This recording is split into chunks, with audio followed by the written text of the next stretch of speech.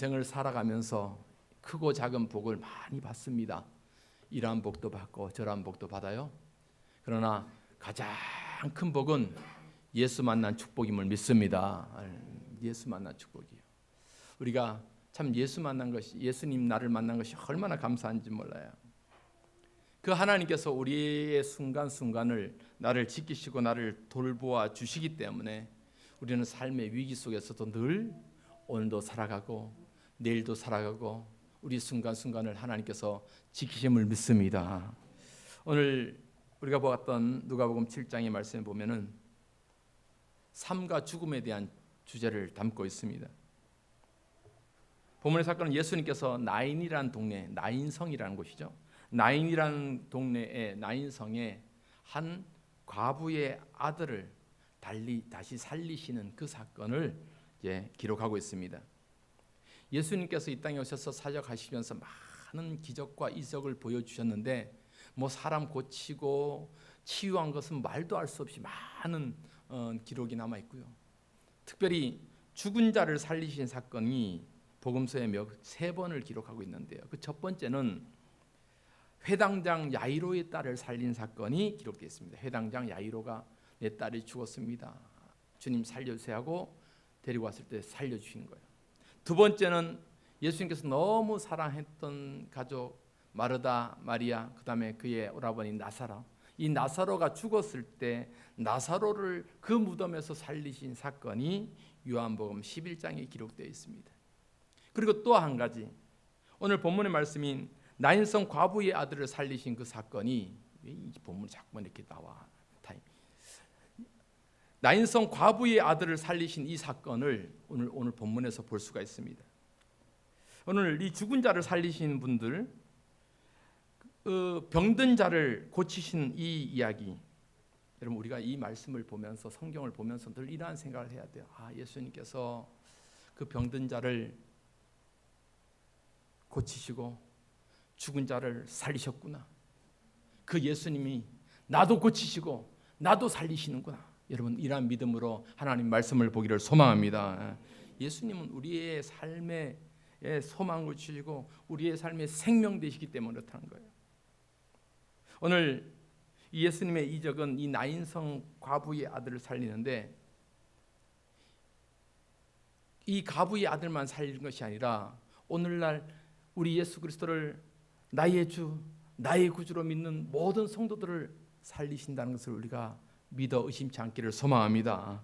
그래서 예수님께서는 이 나사로의 무덤 앞에서 그 오라버니 죽음 앞에서 엉엉 울면서 그렇게 통곡을 하는 그 마르다에게 묻는 거예요. 마르다에 묻는 거예요. 빨리 앉아. 너가 정말로 나를 믿으면 살겠느냐? 나를 믿으면 살겠느냐? 그럴 때 예수님께서 뭐라고 하냐면은 나는 부활이요 생명이니 나를 믿는 자는 죽어도 살겠다. 할렐루야. 나를 믿는 자는 죽어도 살겠다. 요한복음 11장 25절 말씀이에요. 시작. 예수께서 이르시되 나는 부활이요 생명이니 나를 믿는 자는 죽어도 살겠고 무릇 살아서 나를 믿는 자는 영원히 죽지 아니하리니 이것을 내가 믿느냐. 이 말씀을 믿는 성도들에겐 주님의 부활하신 같이 우리에도 영원한 생명이 있음을 믿습니다. 주님은 우리를 구원하신 메시아예요. 우리를 다스리는 왕이에요. 그러니까 우리가 주를 믿으면 주를 믿음으로 말미암아 부활할 것이고 생명으로 다시 살 것임을 우리가 믿는다는 거죠. 오늘 이 본문의 말씀을 보면은 나인이라는 동네, 나인성이죠. 나인성의 과부가 아들이 죽었어요. 어떠한 이유로 아들이 죽었는지는 몰라요. 병 걸렸는지 사고가 났는지는 몰라요. 분명한 것은 그 아들이 죽었으니까 장례를 치러야 되잖아요. 여러분 얼마나 절망적이에요. 과부의 아들이 죽었다. 과부의 아들이 죽었다. 여러분 성경에서 제일 우리가 돌봐줘야 되고 먹을 거 갖다 줘야 되고 늘 이렇게 베풀어야 되고 섬겨야 되는 부류가 누구예요? 고아와 과부란 말이에요. 아마 고아가 조금 더 우선적으로 해야 되고 그 다음에 과부요.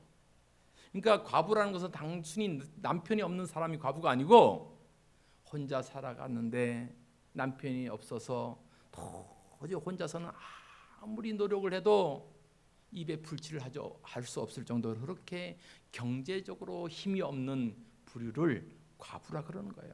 과부라. 그러니까 예를 들어서 막 빌딩 갖고 있는 혼자 사는 그런 사람 과부가 아니에요.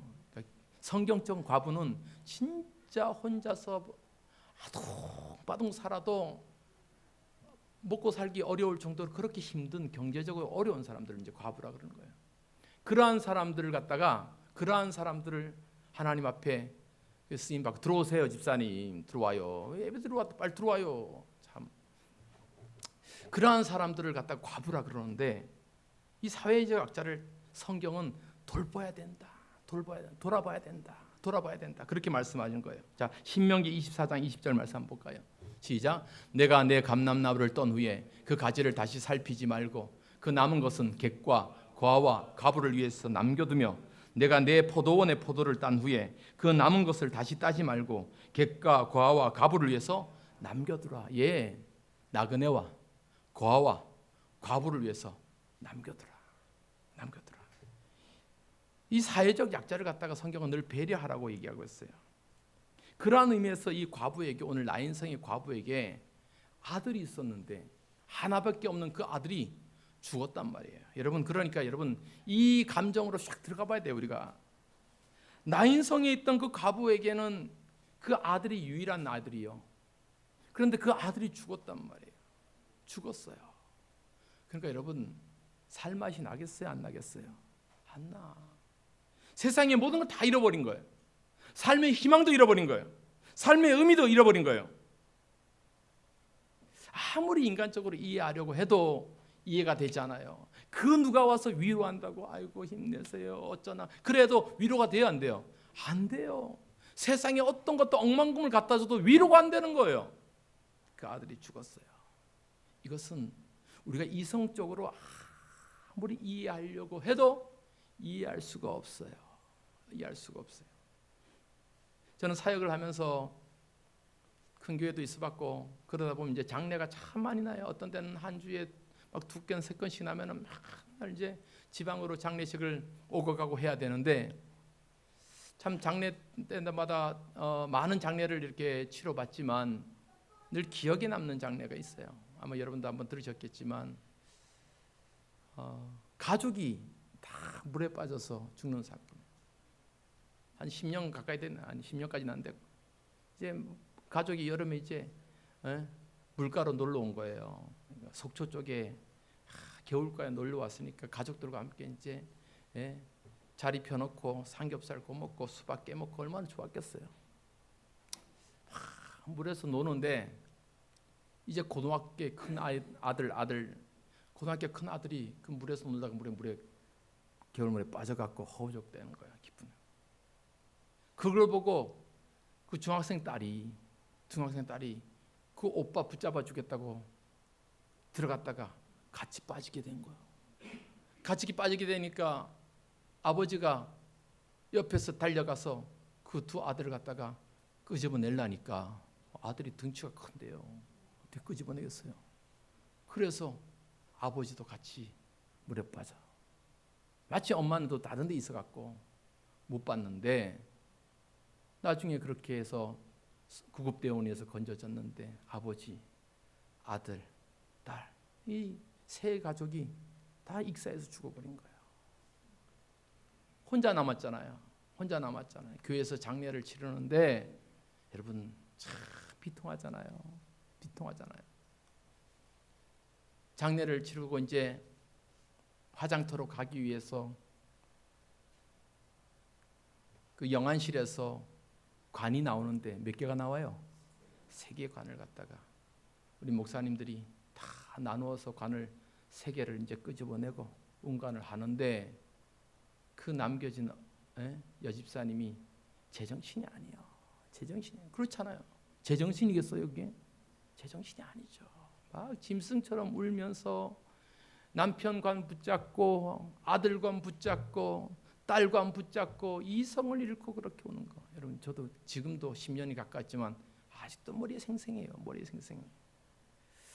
그때 그 생각을 해보면 참 자녀를 먼저 가슴에 품고 그렇게 장례를 치른다는 것은 정말 이거 인간의 이성적으로 이해가 되지 않는 거예요. 하나님, 저 가정에 왜 이런 어려움을 주셨습니까? 아니 2명만 데려가고 1명이라도 남겨놓으시지. 그럼 덜 외로울 텐데. 이런 마음도 들지만 이성적으로 이해가 되나요? 오늘 우리가 읽었던 그 성경에 보니까 이 나인성의 과부도 마찬가지였어요. 아들이 죽었어요. 그 아들 앞에서 마냥없이 눈물을 흘리고 있는데 마냥 눈물을 흘리고 있을 수만 없잖아요. 장례를 치러야 되잖아요. 모든 것을 이제 다 잃어버리고 아마 그 어머님 내가 모르겠어요. 모르긴 몰라도 나도 따라 죽어버릴까 이런 생각을 할 수도 있지 않았겠어요? 그런데 여러분, 이러한 절망적인 상황, 이성적으로 해결되지 않고 이성적으로 이해되지 않는 그 상황, 우리가 살아가면서 만날 수도 있는 이 절망적인 상황, 이러한 상황이 여기서 끝난다면 아이고 우리도 빨리 죽어버려야지 이런 생각이 들 수도 있지만 성경은 우리에게 소망을 줌을 믿습니다. 성경은 우리에게 희망을 주는 거예요. 여기서 이렇게 아들을 잃고 절망 속에 있던 그 나인성 과부에게 오늘 기가 막힌 반전의 드라마가 나타나는 거예요. 나인성에서 그 아들의 시신을 메고 장례 행렬이 운반한 사람들이 그렇게 그 시신을 들어메고 나올 때 그 나인성 입구에서 누구를 만나느냐? 예수님을 만난다는 거예요. 할렐루야. 예수님을 만난다는 거예요. 예수님을 만난다는 이 놀라운 사건 가운데 기적이 일어나는 거예요. 그래서 우리의 삶 속에 예수님 만나야 돼요. 예수님 꼭 만나야 돼요, 여러분. 예수님 만날 때 기적이 일어나는 거예요. 오늘 그 말씀 너무나도 기가 막힌 그 말씀이에요. 그 말씀을 한번 읽어보겠습니다. 누가복음 7장 11절 12절. 누가복음 7장 11절 12절 시작. 그 후에 예수께서 나인이라는 성으로 가실새 제자와 많은 무리가 동행하더니 성문에 가까이 이를 때에 사람들이 한 죽은 자를 메고 나오니 이는 한 어머니의 독자요 그의 어머니는 과부라. 그 성에 많은 사람도 그와 함께 나오거늘. 아멘. 성문에 가까이 이를 때 누가요? 예수님뿐만 아니에요. 1절 말씀 보니까 예수님과 그의 제자들과 많은 무리들이 지금 한 무대기의 무리들이 예수님 옆에서 나인성으로 지금 들어가는 길이었어요. 그 나인성으로 딱 들어가는 그때 역시 나인성에서 그 과부의 아들을 들쳐매고 장례 행렬이 나인성을 이제 나오는 거예요. 왜? 장례는 성 안에서 무덤을 못 하잖아요. 성 밖에서 이제 장례를 치러야 되니까 성 밖에 아마 마련해 둔 그 무덤에다 이제 안치를 하려고 하겠죠. 그렇게 해서 이제 성 안에서 나오는 길이고 성 밖에서는 예수님의 무리들과 예수님과 함께 예수님 우리가 다 성문 앞에서 딱 만나는 거예요. 아들의 장례를 치르기 위해서 막 울면서 애곡하면서 나오는 그 죽음의 장례 행렬. 나는 이제 어떻게 사나? 이 아들 없으면 나는 어떻게 사나? 나도 죽어버릴 거예요. 그러면서 울면서 나오는 그 장례 행렬. 그런데 저 맞은편에서 걸어오는 한 무리의 사람들은 무엇이 좋다고 노래를 불러요? 호사한나 예수님 찬양 그러면서 막 기뻐하면서 오는 거예요. 왜? 그들 가운데 누가 계셨기 때문에. 예수님이 계셨으니까 그 예수님과 함께 걸어오면서 그들은 찬양하고 기뻐하고 감사하고 내 병이 나았네 예수님 만나서 내 병이 나았네 그러면서 오는 거였겠어요. 그렇게 예수님의 무리와 그 안에서 나오는 장례의 행렬이 어떻게 해요? 딱 만나는 거예요. 여러분 이 기가 막힌 타이밍을 한번 생각해 보세요. 기가 막힌 타이밍. 성문에 가까이 이를 때에 누가요? 예수님의 그 행렬이 성문에 가까이 이를 그때. 여러분 30분만 늦으면 30분이 뭐요? 10분만 늦어서 서로 못 보고 지나칠 수 있잖아요. 그 앞에 딱 이를 때, 여러분 이 본문의 말씀 중에 성경 원어로 쓴 것 중에 우리 전도사님 꼭 찾아보세요. 12절에 이러한 절묘한 순간을 묘사하는 단어가 호스, 이두, 호스라는 말과 이두라는 말이 쓰여져 있어요. 여러분 그거 다 몰라도 돼요. 전국 간데 아무 지장이 없습니다. 호스와 이두라는 그 단어가 쓰여졌는데, 이 호스라는 말은 헬라어로 때, 그때라는 그때라는 말을 쓰는 거예요. 그리고 이두라는 말은 여기 봐, 여기 봐봐, attention, 자 주목해봐, 이 얘기를 하는 거예요. 그러니까 두 개를 합성해서 해놓으면 바로 그때가 되는 거예요. 바로 그때. 그러니까 지금 나인성을 향해서 나가는 장례 행렬이 바로 그때에 그 성을 향해서 들어오는 예수님을 바로 그때에 만나는 거예요. 바로 그때. 이것이 하나님의 기가 막힌 타이밍이라는 것을 여러분 믿으시기 바랍니다. 바로 그때 만나는 거예요. 바로 그때. 여러분 우리가 살면서 그냥 우연히 만나고 기적처럼 만나고 그냥 만나고 그런 것 같지만, 여러분 그냥 만난 건 하나도 없어요. 이유 없이 되는 하나도 없어요. 다 하나님의 기가 막힌 시간대에 기가 막힌 은혜로 만나게 된 것을 여러분 믿으시기 바랍니다. 여러분 우리가 지지난주에도 우리 전도사님과 함께 월요일 날 가서 그 영동대 가서 버스킹을 했잖아요. 찬양하고. 찬양이 점점 늘어요. 어떤 때는 참 연습 좀 하지 막 그런 생각도 드는데 찬양이 점점 늘어요.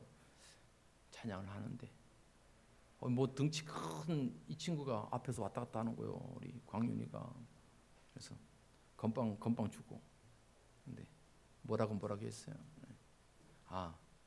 나는 영동대 학생이고 뷰티 미용과 1학년 학생인데 우리 학기 초에 붙여놓은 영동대 기독 동아리 그 포스터 보고 찾으러 왔는데 도대체 그동안 못 찾고 오늘 이렇게 찬양하는 모습을 찾고, 그래서 앞으로 함께 기회가 되면은 함께 예배하고 함께 찬송했으면 좋겠다라고 딱 만나게 된 거예요. 딱 만나게 된. 제가 우리 전사님한테 그랬어요. 점심 먹으면서 우리가 오늘 여기 나와서 찬양하지 않았다면 이 친구 못 만났잖아요. 그래도 우리가 여기 와서 찬양하니까 하나님께서 만나게 한 거예요. 그러니까 우리가 있어야 될 그 자리에 있을 때 하나님께서는 딱 만나게 해주신단 말이에요. 우리가 있어야 될 그 자리에 하나님께서 딱 기가 막힌 은혜를 베풀어 준단 말이에요. 여러분이 있어야 될 그 자리에 있을 때 하나님의 은혜가 임할 줄 믿습니다. 예배해야 될 자리에 있을 때 하나님의 은혜가 부어질 줄 믿습니다. 여러분 있어야 될 때 있어야 된단 말이에요. 월요일도 저도 막 이제 2학기부터 내가 그랬어요. 야, 전사님 혼자 가도 되지 이제 2학기 때.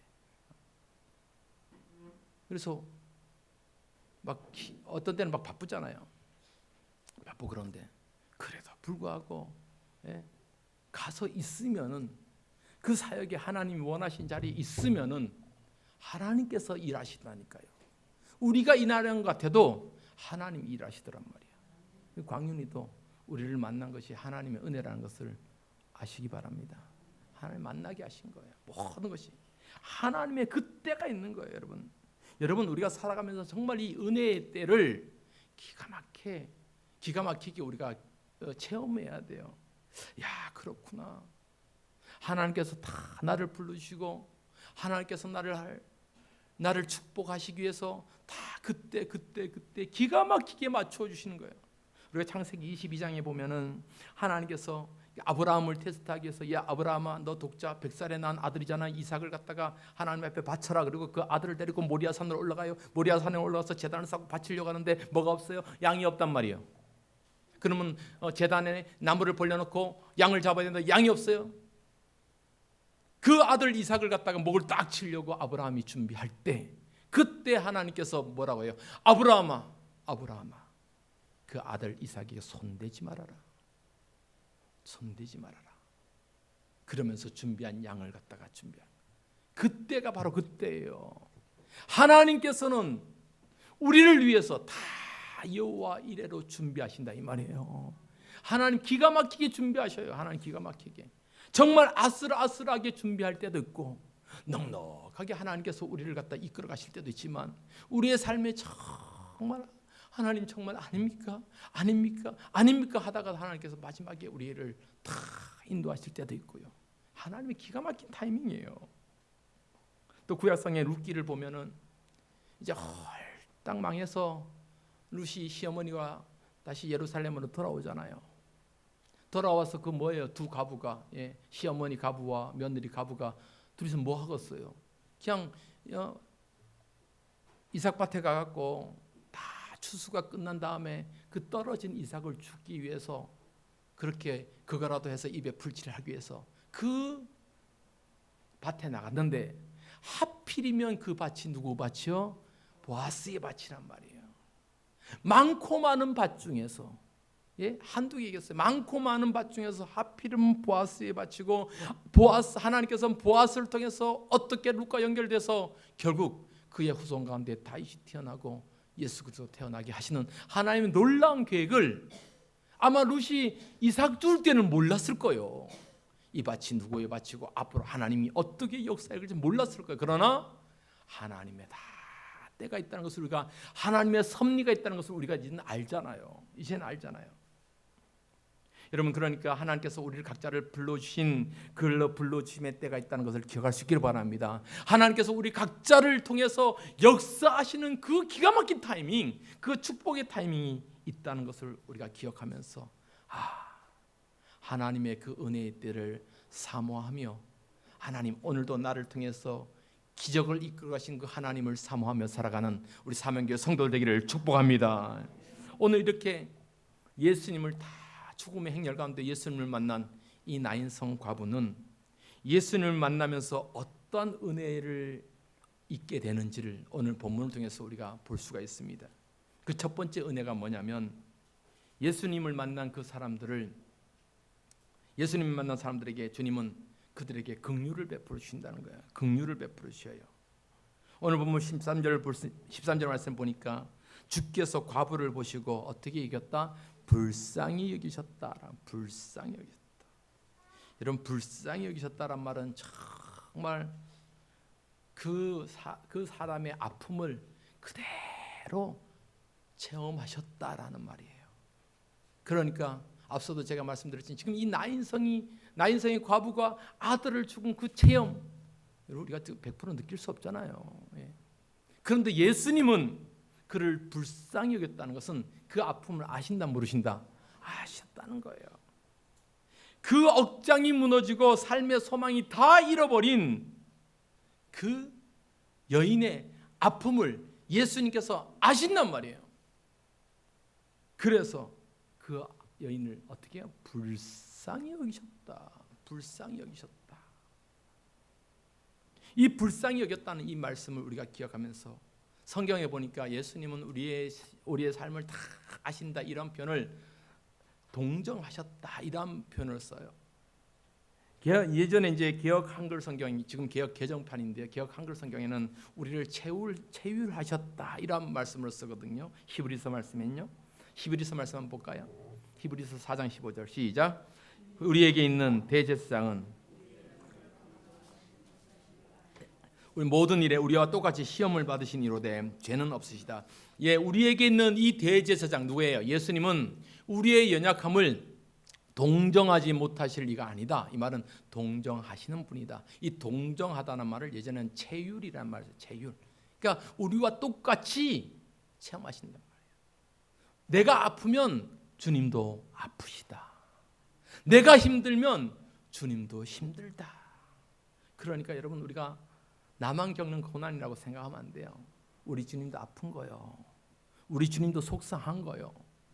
우리 주님도 내가 힘들면 같이 힘든 거예요. 우리 주님은 여러분에게 그러한 존재임을 여러분 믿으시기 바랍니다. 나만 힘든 거 아니구나. 한번 따라합시다. 나만 힘들지 않는다. 주님도 힘들다. 내가 아프면 주님도 아프다. 내가 기쁘면 주님도 기쁘다. 예, 우리 주님은 나와 똑같이 아프시고 기쁘시는 거예요. 우리 주님은 그 여인을 보셔서 어떻게 해요? 불쌍히 여기는 거예요. 여러분, 그래서 우리가 늘 기도할 때마다 주여 우리를 불쌍히 여겨달라고, 주여 우리를 불쌍히 여겨달라고 여러분 기도해야 되는 거예요. 불쌍히 여겨달라고. 여러분, 불쌍히 여김을 받아야지 뭐라도 하나 더 주는 거예요. 뭐라도 하나 더 주는 거예요. 불쌍히 여기. 불쌍. 그러니까 지금 별로 없지만 TV나 보면 예전에 참 못 살고 힘들 때 이제 저도 우리 장로님 기도했던 것처럼 이제 캄보디아를 이제 갑니다. 학생들 참 가면은 뭐 달라고 하는 애들 얼마나 많아요. 막 달라고. 예전에 그랬잖아요. 예, 기브미 초콜릿도 기브미, 예, 막 캔디 기브미 막 그랬단 말이에요. 그랬어요. 그런데 가라 뭐 달라는 애들이 많아. 안 줄 수가 없어. 막 한 7, 8살짜리 애가 2살짜리 애 얻고 와갖고 애가 애를 얻고 와갖고 뭐 막 달라 맨발로 뭐 막 흘리면서 오면은 막 주고 싶은 마음이 있는데, 그럴 때 어떻게 보여야 돼요?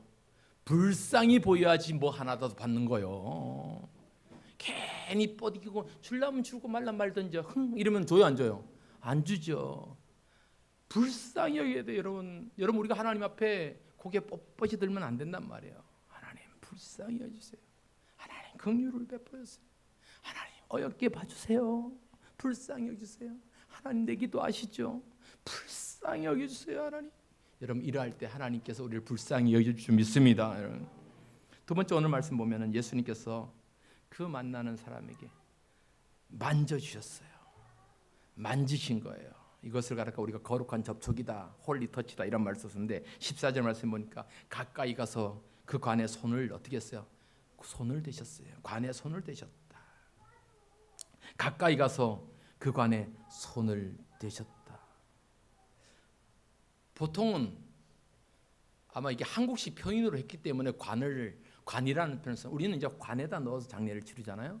근데 유대 사람들은 관을 안 쓰거든요. 그냥 흰 천으로 뚫뚫뚫뚫 말아요. 아마 그 표현을 우리나라식으로 표현한 것 같아요. 어쨌거나 시신을 갖다가 감고 있든지 담고 있든지 시신의 관에다가 뭐예요? 손을 댔단 말이에요. 우리도 그렇잖아요. 관에 참 뭐 이렇게 만지기가 쉽지 않잖아요. 무섭기도 하고 꺼림직하기도 하고 막 그런단 말이에요. 더군다나 유대인의 상황 속에서는 예수님도 유대인이었기 때문에 유대인의 정결 예식에 의해서는 그 죽은 시체나 무덤이나 죽음을 만지는 것은 아주 안 되는 일이에요. 그래서 민수기 말씀 보면은 사람이 시체를 이래 동안 만지면 부정하다, 만지면 이래 동안 부정하다 이렇게 말씀하시는 것처럼 그런 부정이 부정하단 말이에요. 부정하게 된단 말이에요. 그래서 시신을 만지면 안 되는데도 불구하고 예수님 어떻게 하셨어요? 그 관에 다가가셔서 손을 대셨다. 손을 대셨다. 여러분 이 말씀을 깊이 생각해 보세요. 손을 대셨다라는 것은 뭐예요? 긍휼을 베푸셨다는 거예요. 나의 손을 잡아주셨다고 한번 생각해 보세요. 여러분 우리가 힘들 때 내 손을 잡아줬다고 생각해 보세요. 내 손에 막 오염이 묻어 있고 뭐 오물이 묻어 있고 때꾸정물이 묻어 있고 그럼에도 불구하고 내 손을 잡아줬다고 생각해 보세요.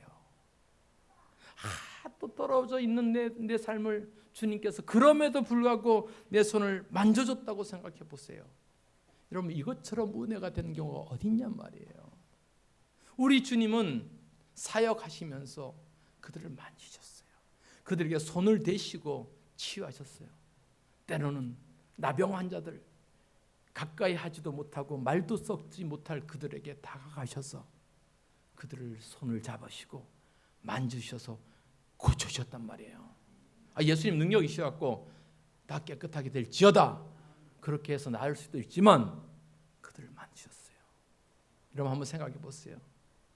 주님이 내 더럽고 추한 내 손을 잡아주신다면 그 주님의 수행을 통해서 전해지는 그 주님의 따뜻한 온기를 여러분 우리가 체험한다면 여러분 얼마나 감사하겠어요. 얼마나 감사하겠어요. 지금도 우리의 주님은 우리의 손을 잡아주시는 분이심을 믿습니다. 우리를 만져주시는 거예요. 오늘도 나를 따뜻하게 안아주시고 힘들고 어려울 때마다 나를 따뜻하게 감싸주시고 안아주시고 우리를 거룩하게 터치해 주신 그 주님, 우리가 이러한 주님의 위로를 받고 살아가는 저와 여러분 되기를 주님의 이름으로 축복합니다. 세 번째로 예수님께서는 오늘 그 나인성 과부를 통해서 무엇을 선포하냐면 생명을 선포하고 있어요. 생명을 선포하고 있어요. 오늘 14절 말씀, 예수님께서 그 관에 손을 대시며 뭐라고 선포해요? 청년아, 내게 말하노니 일어나라. 청년아, 내가 내게 말하노니 일어나라 하고 선포하는 거예요. 이 청년아라는 말은 죽은 사람에게 쓰는 거예요? 살아있는 사람에게 쓰는 거예요? 살아있는 사람이에요. 그런데 지금 관에 지금 뚫뚫 말아 있는 사람이 누구예요? 죽었어요? 살았어요? 죽어 있는 사람에게는 그 말씀을 안 써요. 여러분, 삶과 죽음을 가장 확실하게 구분한 것은, 부와 귀천을 가장 확실하게 구분한 것은 항공기에서 그래요. 여러분, 비행기를 타보면 진짜 돈 많은 사람이 때로는 제일 부러울 때가 그 항공기를 타는 거예요. 우리는 돈이 없어갖고 이코노미게 아이고 허리야 하고 타지만, 돈 많은 사람 비즈니스에서 쫙 누워서 특별 서비스를 받는 그 빈부귀천을 볼 수 있는 것이 항공기인데, 또 한 가지는요, 살아있는 사람은 항공기 기내에 딱 의자에 앉아 타지만 죽은 사람은 관에 딱 넣어서 어디에 타요? 화물칸에 타. 화물칸에. 살아있지 않기 때문에 그러는 거예요. 살아있지 않기 때문에. 지금 이 뚫뚫뚫뚫 선에 말아서 장례를 치르고 지금 저 무덤에 데리고 가는 그 죽은 시신을 향해서 우리 주님 뭐라고 말씀하는 거예요? 청년아, 일어나라 하라고 하는 거예요. 일어나라. 살아있는 인격체를 향해서 선포하는 예수님 말씀이요. 사람들은 다 죽었다고 애곡하고 이제는 끝났다라고 말하지만 예수님은 뭐인 거야? 아니야. 살았어. 쟤는 사는 거야. 누구 때문에? 예수님 때문에 산 거예요. 쟤는 살았어. 나를 만나서 사는 거야. 예수님께서 그 청년에게 청년아 일어나라 하는 거예요. 여러분, 이 선포가 얼마나 놀라운 선포예요. 여러분 그래서 감사할 줄 알아야 돼요. 오늘 내가 예수님 만나서 산 거예요. 예수님 알았기 때문에 산 거예요. 예수님 나를 만나 주셨기 때문에 산 거예요. 우리는 해당장 야이로의 딸이 죽었을 때도 예수님 말씀하세요. 달리다굼, 소녀야 일어나라. 죽은 자를 향해서 그렇게 선포하지 않습니다. 산 자를 위해서 선포하는 거예요. 생명의 선포를 그 청년에게 한 거예요. 생명의 선포를. 여러분, 그렇기 때문에 우리도 때로는 절망되고 살다가 보면은 낙심되고 막 움츠러들고 이제 끝났다라고 생각할 때 주님 만나면 살게 될 줄 믿습니다. 주님 만나면 사는 거예요. 주님 만나면 사는 거예요. 주님 만나면. 마지막 한 가지만 더 볼까요? 예수님 만난 그 여인에게 예수님은 값없는 은혜를 주신 거예요. 값없이 그 은혜를 주신 거예요. 그 시스를 향해서 청년아 일어나라 라고 하니까 나는 이 장면을 영화로 만들면 너무 기가 막힐 것 같아요. 공포 영화가 되지 않겠어요, 여러분? 그 뚫뚫뚫뚫뚫 미라처럼 다 천으로 감싸 있는 그 시신이 벌떡 일어난다고 생각해 봤어요. 그러면 이정은 성도님은 아마 놀래서 깜빡깜빡 놀릴 것 같아. 여러분 한번 생각해 보세요. 가끔씩 여러분 그 공포 영화 나오잖아요. 이제 시신 앞에서 다 기도하겠습니다. 주여 천국 가는 이 길 지켜주옵소서 할 때 번쩍 일어나 보세요. 막 장례 예배 하는데 막 관이 들썩들썩하고 한다 해보세요. 놀라지 않겠어요? 그 청년이 메고 가는 그 시신 위에서 청년이 벌떡 일어난단 말이에요. 예수님 말씀 벌떡 일어난단 말이에요. 그러니까 들고 가던 사람들이 다 놀라서 도망갔을지는 몰라요. 그 청년이 일어나요. 그래서 숨 막혀 하면서 자기를 감싸고 있는 천들 다 벗겨내겠죠. 그렇게 살아난 청년을 예수님께서 그 살아난 아이를 누구에게 주셨냐? 15절 보니까 예수님께서 그를 그 어머니에게 주셨다. 이런 표현. 주셨다. 여기서 이 주셨다라는 말도 기가 막힌 단어예요. 여러분, 우리가 뭘 받을 때 내가 돈을 주면 받는 거잖아요. 이럴 때 받는 거잖아요. 그러니까 뭘 사고 팔고 할 때 내가 받는 것은 그런 개념이에요. 그런데 여기서 주셨다라는 말은 아무것도 필요 없이 그냥 주신 거예요. 은혜로 주셨다라고 표현할 때 이 단어를 쓰는 거예요. 그러니까 지금 이 자녀를 살려서 그 어머니의 품에 다시 살아난 아들을 건네주신 것은 뭐예요? 절대적인 은혜라는 거예요. 은혜를 주신 거예요. 은혜의 선물을 주신 거예요. 죽었던 그 아들, 절망 가운데 있던 그 아들 이제는 다 세상의 삶의 소망을 잃어버렸던 그 어머니에게 그 소망을 다시 안겨주었던 것, 이것은 뭐예요? 은혜의 주어짐이라는 거예요. 은혜로 주어졌다 이 말이에요. 여러분, 이러한 은혜가 오늘날 우리에게 있는 거예요. 우리 모두가 이 십자가의 은혜 가운데 오늘도 살아있음을 감사하는 저와 여러분 되기를 바랍니다. 이 십자가의 은혜로 우리는 다 주어진 받는 거예요. 우리에게 이 예수 그리스도의 십자가 은혜로 생명이 우리에게 주어졌구나, 산 소망이 우리에게 주어졌구나, 천국이 우리에게 주어졌구나. 여러분, 이러한 은혜가 있음을 기억하시기 바랍니다.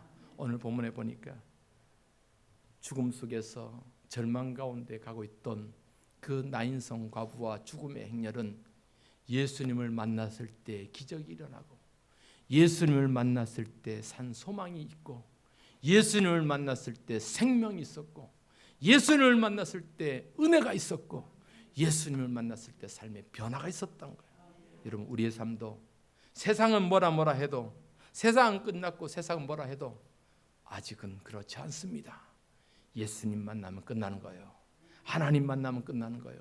우리 어떤 문제도 어떤 상황도 하나님 만나면 그 안에 생명이 있고 해결이 있고 치유가 있음을 믿습니다. 이 말씀 기억하면서 우리 하나님을 만나면 끝난 것이다. 우리 찬송 같이 한번 부르겠습니다.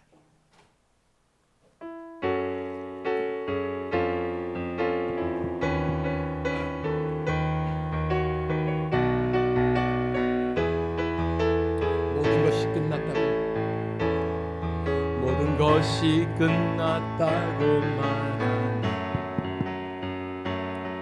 사람들의 말을 듣지 말아라.